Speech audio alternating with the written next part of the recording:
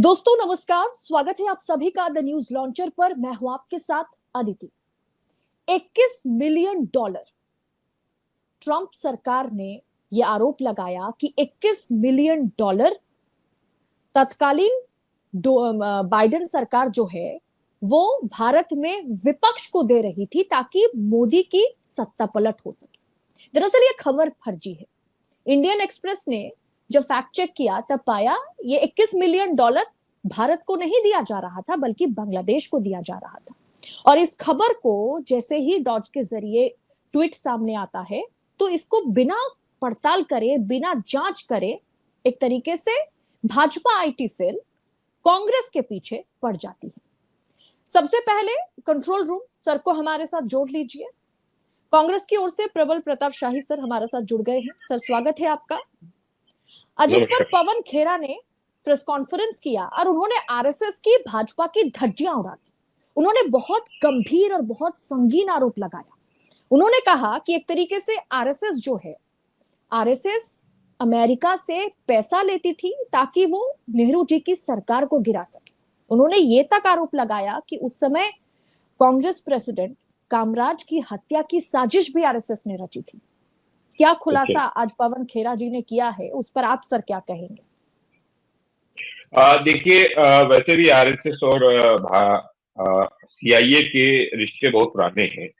एक किताब लिखी थी किसी ने सीआईए ऑपरेटिव में, और उसमें जय कुरन नाम के आदमी का जिक्र था। जय कुरन जो था वो सबसे पहला सीआईए का हेड था, जो गुरु गोवर्धन जो थे, जिनके संघ के दूसरे प्रमुख थे, उनके साथ 1949 से लेकर 1951 तक नागपुर में लगातार रहना, आना, प्रवास करना और उनके साथ संपर्क में था। और वो जय कुरन 1949 से 1951 तक क्या कर रहे थे, सीआईए के जो हेड थे, जो इंडिया हेड थे, वो क्या कर रहे थे वहां पर, ये सबसे बड़ा चीज है, पहला रिश्ता। दूसरा रिश्ता जो है, कामराज जी के ऊपर जो हमला हुआ था, वो हमला में सीआईए जो है, क्योंकि उन्हें प्रो जो है सोशलिस्ट माना जाता था, सोशलिस्ट अप्रोच के आदमी थे कामराज जी, तो उनके ऊपर हमला, उनके भीड़ एक गई थी संघ के लोगों की, और वो सीआईए का उसमें रिश्ता माना जाता है। और बाकी जो चीजें हैं, बहुत सारी चीजें आपको पता ही है, नानाजी देशमुख के कैसे रिश्ते रहे और सबके रिश्ते क्या पता है। और अब आपको ये बताऊं कि 2012 में जो यूएस एड ने जो पैसे, एक पैसे का जो लेन देन शुरू हुआ था, उसमें मेरा मानना यह है कि चाणक्यपुरी में है, जिसको अजीत डोभाल, पीके मिश्रा, एनके मिश्रा चलाते हैं।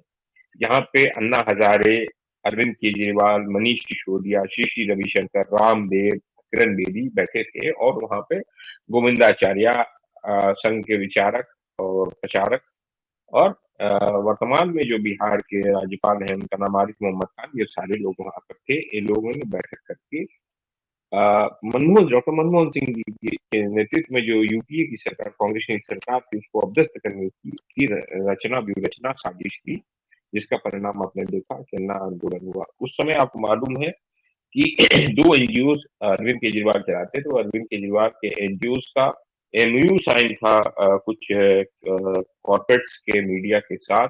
इसमें बड़ी बड़ी ट्रॉलीज आपने देखी होगी, आपको याद होगा अगर आपने कवर किया हो या आपने देखा होगा अपने उसमें, तो वो कवर हुआ था, और उसमें ट्रॉलीज का पहली बार उपयोग हुआ था। और डेमोक्रेटिक रिफॉर्म्स के नाम पर ये सारे एमओयू साइन किए गए थे, जिसमें, और आपको जानकर हैरानी होगी कि वो कॉर्पोरेट घराना जो 5 मिनट लेट होने पर अपने एम्प्लॉय की आधी सैलरी काट लेता था, उस समय आधी आधी छुट्टी लेकर उनको भेजता था कि जाओ आंदोलन में जाओ। तो इससे पता चलता है कि एक बहुत बड़ा षड्यंत्र उस समय की कांग्रेस की नीच सरकार को गिराने में चल रही थी, जिसका मेजर पार्ट जो था वह आरएसएस था, और आरएसएस और विदेशी शक्तियों का उसमें उपयोग था। जो 21 मिलियन डॉलर की बात आप कर रहे हैं, 21 मिलियन डॉलर जो है वो भारत में उपयोग होने के लिए नहीं था, वह जो है वो बांग्लादेश में, वो उन लोगों का फिर बाद में आ गया। लेकिन हाँ, 2012 से पहले जो पैसे आए हैं, 2008 से लगातार जो पैसे आए, उसका उपयोग जो कांग्रेस की नीच सरकार को बदनाम करने, उसके बाद टर्नआउट में उसका बड़ा फायदा मिला। उसका फायदा बेनिफिशियरी दो लोग रहे। एक नरेंद्र मोदी रहे, दूसरे अरविंद केजरीवाल रहे। अब आप इस पे और कुछ सवाल पूछना चाहते हैं? जी सर, मैं सवाल ये पूछ रही थी कि जो पवन खेरा ने गंभीर आरोप लगाया, संगीन आरोप लगाया, खुलासा किया कि आरएसएस ने कामराज जी की हत्या की साजिश रची, इसके पीछे वजह क्या है? इसको थोड़ा सा दर्शकों को आप खुल करके बताइए। देखिए, पवन खेरा जी ने जो सवाल दागा है, जो सवाल उठाया है, वो सही है। वो कामराज जी अध्यक्ष होते थे और अध्यक्ष होने के नाते उनके घर के ऊपर बहुत बड़ा हमला कराया गया था। 1966 के आसपास, मुझे याद है, 1966 के आसपास ये हमला हुआ था। और इसमें जो है वो एक किताब और कोई लिखी गई थी, सीआईए के ही लोगों का कुछ क्लासिक, सारी बातें बातें आई, उसमें वो सारी चीजें निकल कर आई। और अन्ना आंदोलन जो है वह भारत के अंदर डिस्टेबलाइज करने के लिए, मौजूदा सरकार को डिस्टेबलाइज करने के लिए सारी रणनीति बनी थी। और उसमें जो पैसा है वो पैसा, अच्छा, फोर्ड फाउंडेशन क्या है? अदिति जी, फोर्ड फाउंडेशन का क्या रिश्ता है? मैं विवेकानंद इंटरनेशनल फाउंडेशन को किसने किसने फंड किया है? और यूएस एड की जो ब्रांड एम्बेसडर, गुडविल एम्बेसडर है, वह तो श्रीमती स्मृति ईरानी जी है, जो मिनिस्टर रही है, दो बार मिनिस्टर रही है, 2014 से 19 तक, 19 से 24 तक मिनिस्टर रही है वो उसकी ब्रांड एम्बेसडर थी। तो ये लोग क्या कर रहे थे? इस पैसे का उपयोग कहाँ हो रहा था? कांग्रेस पार्टी हमेशा जो है भारत की अस्मिता को लेकर हमेशा सजग रही है। आपको याद होगा जब 7वां बेड़ा अमेरिका का चला 1971 के युद्ध के समय, जब भारत पाकिस्तान का युद्ध हुआ, बांग्लादेश के लिबरेशन की बात हुई, इंदिरा जी उस 7वें बेड़े से, अमेरिका के 7वें बेड़े से नहीं डरी। और वो एक 56 इंच के जो सीने वाले कागजी शेर है, असली, जो अगर कोई कहा जाए महिला को, वैसे महिला बहुत महान है, लेकिन जो कहते हैं ना कि अपने आप को बहुत मर्द है और ये है, तो मैं कहता हूं कि हिंदुस्तान की असली कोई मर्द था, मर्द प्रधानमंत्री, तो वो श्रीमती इंदिरा गांधी, जो अमेरिका के सामने भी नहीं डरी, नहीं, वो लड़ी और बांग्लादेश को लिबरेट किया, 90,000 सैनिकों को आत्मसमर्पण कराया। आज जो है चाइना भारत के अंदर आता जा रहा है, गांव पे गांव बसाता जा रहा है, हमें नेपाल आके दिखाता है, हमें मालदीव्स आके दिखाता है, हमें भूटान भी हमारे हिसाब से बात नहीं करता है। बांग्लादेश में अब पाकिस्तान का इंटरफेरेंस बढ़ गया है। श्रीलंका ने हमारे साथ रिश्ते सही नहीं है, हमारे रिश्ते हैं इसके साथ सही। और अभी देखिए अमेरिका के ट्रंप साहब ने, जो उनके राष्ट्रपति है, उन्होंने भारत के नागरिकों को बेड़ियों में बांधकर वापस दे दिया। नरेंद्र मोदी जी गए थे, क्या कर लिया क्योंकि नरेंद्र मोदी को अडानी को बचाना है, इसलिए अडानी को बचाने के लिए ऊपर केस है, उसको बचाने के लिए वो सारी चीजें मानने को तैयार है कि आप हमारे नागरिकों को बेड़ियों में प्रदान करें। अरे अभी नरेंद्र मोदी जी ये भी कर सकते हैं, मुझे भी बेड़ी में बांध कर दे दी, लेकिन अडानी को छोड़ दीजिए। सर, वजह क्या है कि हमने देखा था कि एक दौर था जब इंदिरा गांधी आंखों में आंखें डाल करके बात करने की क्षमता रखती थी।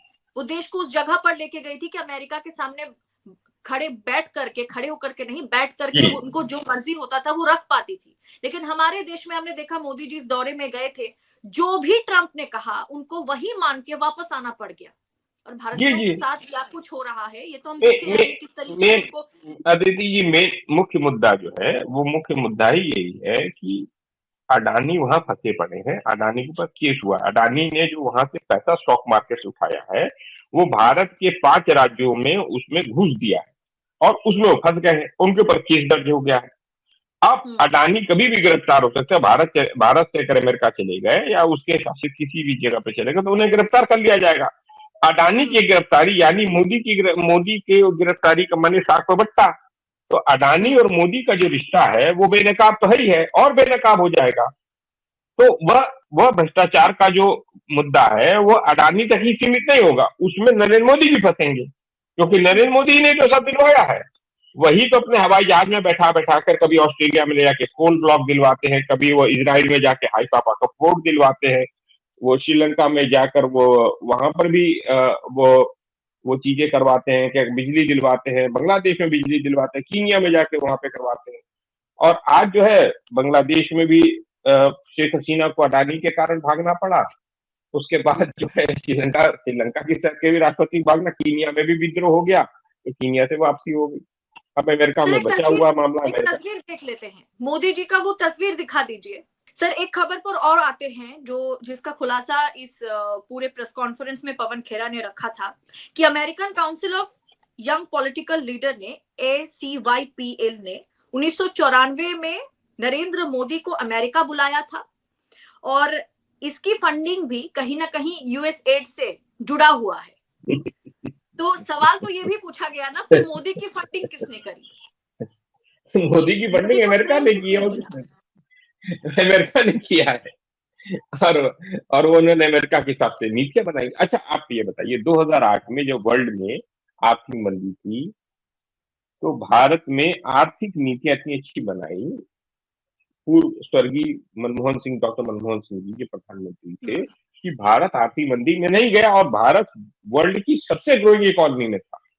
मुझे याद है 6 पे कमीशन लागू किया और भी किसानों को 72,000 करोड़ रुपए का लोन माफ किया और भी कई और इनिशिएटिव्स लिए। उससे क्या हुआ, हमारी वर्ल्ड में जब ऑटोमोबाइल इंडस्ट्री डूब गई, होम इंडस्ट्री डूब गई, मतलब रियल एस्टेट इंडस्ट्री जिसे कहते हैं, और उसके बाद कंज्यूमर ड्यूरेबल इंडस्ट्री, तीन इंडस्ट्री डूब गई, भारत वो इंडस्ट्री में बूम कर रहा है। उसके बाद उसमें एक स्थिति पैदा हुई कि भारत की जो अर्थव्यवस्था वो ग्रामीण अंचलों की अर्थव्यवस्था, छोटे छोटे कंपनियों की अर्थव्यवस्था, मिडिल मिडिल मिडिल जो इंडस्ट्रीज है उसकी, नरेंद्र मोदी ने आते ही, अब या तो वो कौन सी आप बता रहे थे, कौन सी ट्रेनिंग प्रोग्राम में गए थे, वो क्या नाम है फिर से बताइएगा दीदी जी, मेरे दिमाग से मिस हो रहा है। Young political leader, young political, American council of young political. तो हो सकता है उनसे प्रेरित होकर या उनके निर्देशन में नरेंद्र मोदी ने नोटबंदी लागू कर दी और देश की अर्थव्यवस्था को खोखला कर दिया। सारी small scale industries, middle scale industries बंद हो गई, करोड़ों लोग बेरोजगार हो गए, भारत की ग्रामीण अर्थव्यवस्था एकदम आप समझ लीजिए बर्बाद हो गई। छोटी छोटी, आपके पास भी मेरे हिसाब से आप उस समय नौकरी वोकरी कर रही होंगी, मुझे याद है 16 में, अगर पत्रकारिता में हो। कि आपकी माता जी ने भी पैसे बचाए होंगे, सबने पैसे, सारे पैसे आपके बैंक अकाउंट में जमा हो गए थे नहीं हो गए? आप बताइए, हुए थे कि नहीं हुए थे? नहीं सर, वो तो 2 करोड़ हो गए थे ना, हर किसी को मिल रहा है, 15 लाख भी आ रहा है, सब कुछ हो रहा है। तो हो गए थे कि नहीं हुए थे आपके परिवार के और आपके पैसे जमा हुए थे कि नहीं बैंक में? और राशि भी हो गई थी, इतने पैसे हर घर का एक एक रुपया ले आके अमेरिका मतलब बैंकों में जमा कर दिया और भारत की अर्थव्यवस्था को एक तरीके से कहें तो उसको एक मतलब शब्द तो ठीक नहीं है, उसको नंगा ही कर दिया, लेकिन सर बर्बाद कर आखिरी एक ही सवाल जी, आखिरी एक ही सवाल आपसे मैं पूछना चाहती हूँ कि मोदी जी भी कम ताकतवर नेता नहीं है, अच्छे लीडर हैं। अब आपको लगता होगा अदिति जी, क्या नहीं किया वो बात की बात, अदिति जी, अदिति जी आपकी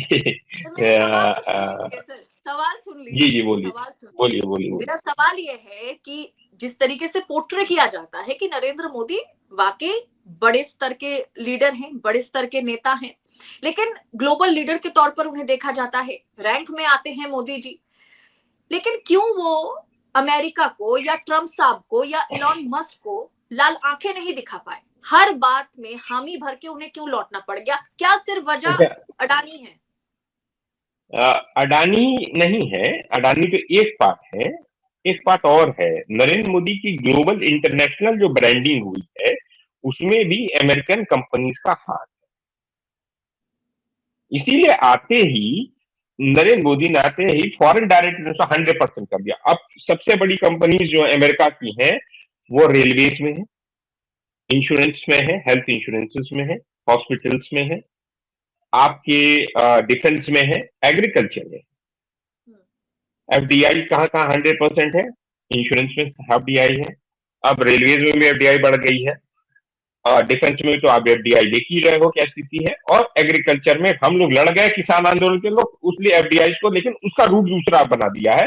I2U2 India, Israel, United Arab Emirates, United states of America नाम का I2U2 किया है, और उस I2U2 एग्रीमेंट के तहत $2 बिलियन भारत में डालने के और फूड पार्क बनाकर वहां पर वही चीजें बोई जाएंगी जिसको अमेरिका में सधाना है। तो यानी वो इंडस्ट्रीज पर कब्जा करना है जो वो चाहते हैं।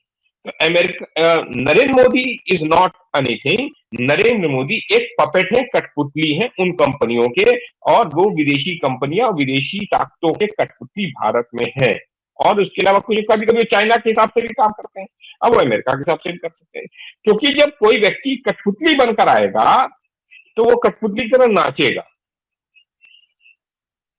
अब तो सर ट्रम्प साढ़े सात सौ किसान शहीद हुए, 750 किसान शहीद हुए। उसके पीछे इंटरनेशनल फर्म्स थी जिन्होंने वो नीति आयोग जो है ना, वो कॉर्पोरेट घरानों के दलालों का एक अड्डा है, जहां पे वो कंपनियों के हिसाब से नीतियां बनाई जाती, ऐसी नीतियां बनाई जाती जो इंटरनेशनल कंपनियों को फायदा पहुंचाए। जी सर, आज पवन खेरा ने अपने प्रेस कॉन्फ्रेंस में यह भी कहा कि 1974 में इंदिरा गांधी के खिलाफ जयप्रकाश जी की प्रबल तारीफ करने के लिए, भयंकर तारीफ करने के लिए वो लोग अमेरिका पहुंचते थे, जिसमें सुब्रमण्यम स्वामी भी मौजूद होते थे, और अमेरिका उन तमाम खबरों को, अमेरिकी मीडिया उन तमाम खबरों को छपने का भी काम किया करती थी। जी सही है, सही है, क्योंकि प्रीवियसली पर nationalisation of banks, nationalisation of insurance LIC जो है होने के बाद लोगों को लगा कि ये भारत जो है वह एक समावेशी विकास की ओर जा रहा है, उसको रोकने के लिए। और हमेशा RSS और जनसंघ या भारतीय जनता पार्टी हमेशा पूंजीवादी अर्थव्यवस्था के हमेशा वो रहे हैं, हितैषी रहे। जी सर, इसलिए वो हमेशा जो है उसका विरोध किया उन्होंने। और नरेंद्र मोदी कुछ नहीं है, अदिति जी मैं फिर से कहता हूँ, नरेंद्र मोदी जी कुछ नहीं है। नरेंद्र मोदी जी एक कठपुतली है, एक पपेट है विदेशी शक्तियों के। धन्यवाद, नमस्कार, जय हिंद। जी सर, बहुत बहुत धन्यवाद न्यूज लॉन्चर के मंच पर हमारे साथ जुड़ने के लिए। अब दोस्तों ये देखना दिलचस्प होगा कि पवन खेरा ने आज जो प्रेस कॉन्फ्रेंस की है और उसका पलटवार करते हुए कल भाजपा IT सेल या भारतीय जनता पार्टी क्या पैंतरेबाजी अपनाती है। फिलहाल दीजिए इजाजत। इस पूरे विषय पर, इस विश्लेषण पर आपकी राय क्या है, आपकी टीका टिप्पणी कमेंट बॉक्स में हमारे साथ साझा जरूर करें, और ऐसी तमाम खबरों को पड़ताल के साथ पाने के लिए, एनालिसिस के साथ पाने के लिए द न्यूज लॉन्चर के साथ बने रहिए। बहुत बहुत शुक्रिया। जय हिंद, जय भारत।